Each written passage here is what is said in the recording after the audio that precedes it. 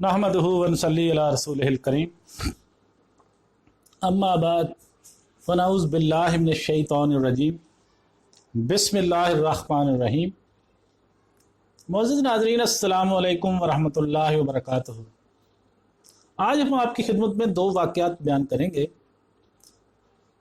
एक ऐसा मुल्क जहाँ 400 साल तक मुसलसल दिन रात तिलावत कुरान पाक होती रही, और दूसरा वाक़या जो हम पहले बयान करेंगे ये किसी मुर्दा शख्स का हाथ है।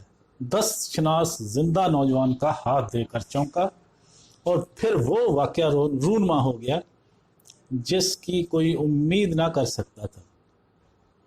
यानी पामिस जो होते हैं 10 शनास, उसने एक जिंदा नौजवान का हाथ देखकर कहा कि ये किसी मुर्दा शख्स का हाथ है। ये हम वाक़या आपकी खिदमत में पहले पेश करेंगे।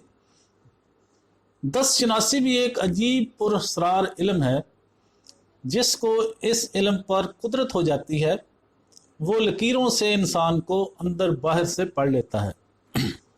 लेकिन ऐसे लोग अब बहुत कम होते हैं जो दुरुस्त पेशीन गोई कर सकते हों। मुझे किसी तौर पर इस बात पर पूरा यकीन नहीं हो पाता कि कोई 10 शनास ऐसा इल्म भी रख सकता है कि किसी इंसान की मौत का दुरुस्त वक्त बता दे। चंद दिन पहले मैंने नेट पर ही एक ऐसा वाक़या पढ़ा था जो किसी सलीम ने बयान किया था। अल्लाह ही जानता है कि इसमें कितनी सच्चाई है, लेकिन ये वाक़या जैसा भी है उसको पढ़ने के बाद मैं किसी को भी अपना हाथ दिखाने का मशवरा नहीं दूंगा, क्योंकि सलीम के मुताबिक ये वाक़या उसके जहन पर बहुत बुरे असरात छोड़ गया है। वैसे 10 शनासों को हाथ दिखाने के बाद इंसान कोई बुरी बात सुन ले तो दिल में इसका रोग पाल लेता है। बाज़ औक़ात किसी गलत पेशीन गोई की वजह से वो अपनी सलाहियतों का गलत इस्तेमाल कर बैठता है। मुझे इस बात का तजर्बा है कि जिन लोगों को हाथ दिखाने का शौक़ होता है वो ज़्यादा ख़राब होते हैं। सलीम का कहना है कि एक दफ़ा मैं अपने वालिद साहब के एक दोस्त से मिलने नथिया गली गया। नथिया गली को तो आप जानते हैं, मरी के साथ वाक़या है।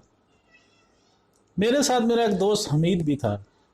वालिद साहब के ये दोस्त एक ज़बरदस्त पामिस्ट थे और उनकी इस मामले में बहुत दूर दूर तक शोहरत थी।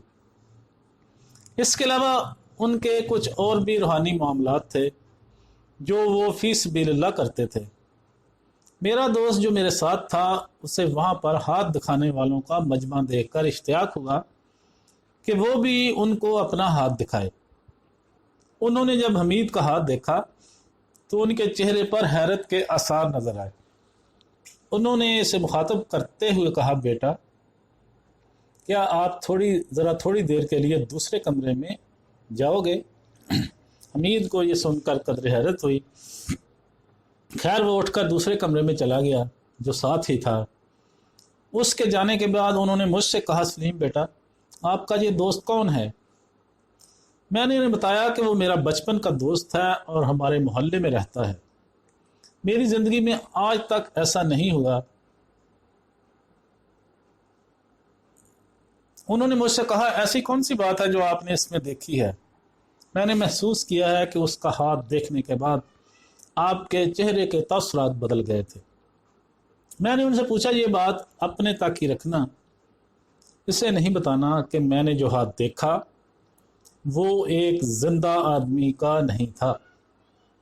मेरे गुज़श्ता तजर्बे और 10 शनासी के इल्म के मुताबिक वो आदमी दुनिया से जा चुका है। अभी उन्होंने ये अल्फाज मुँह से निकाले ही थे कि अंदर से शोर व गौगा बुलंद हुआ और हम दोनों उधर भागे तो पता चला कि मेरे दोस्त हमीद की तबीयत अचानक बहुत ख़राब हो गई है। उसे देखते ही उन्होंने अपने एक मुलाजिम को पानी लाने को कहा और हम सब लोग जो कमरे में मौजूद थे इन्हें कलमा तैयबा पढ़ने को कहा। यह सारा मंजर आज भी मेरी आंखों के आगे घूमता है कि किस तरह चंद मिनट के अंदर मेरा दोस्त हमारे देखते ही देखते इस दुनिया फ़ानी से रुखसत हो गया। बज़ाहिर ऐसा लगता था कि उसे बहुत ज़बरदस्त किस्म का दौरा पड़ा है, दिल का दौरा पड़ा है, जिससे वो जानवर नहीं हो सका। کیونکہ ہارٹ اٹیک کے بارے میں میری تھوڑی بہت معلومات تھیں، وہ منظر، وہ واقعہ میں ساری عمر بلانا بھی چاہوں تو شاید کبھی نہ بلا سکوں۔ تو معزز ناظرین، دوسرا واقعہ ہم آپ کی خدمت میں پیش کرتے ہیں۔ خلافت عثمانیہ کا دور نہایت ہی تابناک گزرا ہے۔ عثمانی خلفاء کی شعار اسلام سے محبت اور لگاؤ کے کئی تاریخی واقعات کتابوں میں آج بھی سنہری حروف میں مسلمانوں کی آنے والی نسلوں کے لیے روشن باب کا درجہ رکھتے ہیں۔ عثمانی خلفاء کی اسلام اور نبی کریم صلی اللہ علیہ وآلہ وسلم سے محبت کا اندازہ اس بات سے لگایا جا سکتا ہے کہ 10ویں صدی ہجری میں عثمانی خلیفہ سلطان سلیم جب خلافت کی مسند پر براجمان ہوئے تو وہ حضور اکرم صلی اللہ علیہ وآلہ وسلم سے منسوب تبرکات کو مصر سے استنبول لے آئے اور ان کو محفوظ بنانے کے ساتھ اس کمرے میں دن رات مسلسل تلاوت قرآن پاک کا اہتمام کیا، جو 4 صدیوں تک جاری رہا۔ سلطان سلیم ایک دردمند حکمران کے ساتھ حب رسول صلی اللہ علیہ وآلہ وسلم سے بھی سرشاد تھے۔ خلافت ملتے ہی آپ نے مصر کا دورہ کیا اور وہاں موجود تبرکات محمد صلی اللہ علیہ وآلہ وسلم اپنے ساتھ ترکی لے آئے اور استنبول میں اپنے محل توپ کا پہ سرائے ان کو محفوظ رکھنے کے لیے ایک مستقل کمرہ تعمیر کیا اور اس کمرے میں خود اپنے ہاتھ سے جھاڑو دیتے تھے۔ جی ہاں، اس کمرے میں خود اپنے ہاتھ سے جھاڑو دیتے تھے۔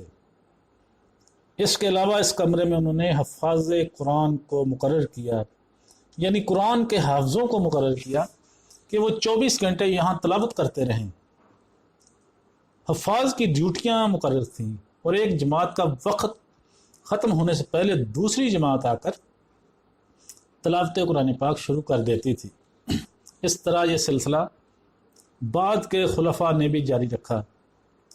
اس طرح دنیا میں شاید یہ واحد جگہ ہے جہاں 400 سال تک مسلسل تلاوت قرآن پاک ہوتی رہی ہے اور اس دوران ایک لمحے کے لیے بھی بند نہیں ہوئی۔ خلافت کے خاتمے کے بعد یہ مبارک سلسلہ بھی موقوف ہو گیا۔ اسی طرح خلافت عثمانیہ کے 34ویں خلیفہ عبد الحمید ثانی کا نام بھی آتا ہے، جنہوں نے یورپی ملک فرانس میں گستاخ رسول صلی اللہ علیہ وآلہ وسلم کی کوشش کو ترکی میں بیٹھے ہوئے ناکام بنا دیا تھا۔ آپ کے فیصلے سے یورپ کا طاقتور ملک فرانس لرز کر رہ گیا تھا اور فرانس کی حکومت نے آپ کے تمام مطالبات سر جھکا کر تسلیم کر لیے تھے۔ تو معزز ناظرین، آج ہم نے اس ملک کے بارے میں بات کی کہ جہاں 400 سال تک مسلمان دن رات تلاوت قرآن پاک کرتے رہے، اور دوسرا ہم نے ایک پامسٹ کی بات کی کہ جس نے ایک نوجوان کا ہاتھ دیکھ کر کہا کہ یہ انسان تو مر چکا ہے۔ امید ہے آپ کو ہماری یہ ویڈیو پسند آئے گی۔ پسند آئے تو لائک اور شیئر ضرور کریں، ہمارا چینل سبسکرائب کر دیں، بیل آئیکن پر کلک کرنا مت بھولیں تاکہ ہماری آنے والی ہر ویڈیو کا نوٹیفیکیشن آپ تک آسانی کے ساتھ پہنچ سکے۔ وآخر دعوانا ان الحمدللہ رب العالمین۔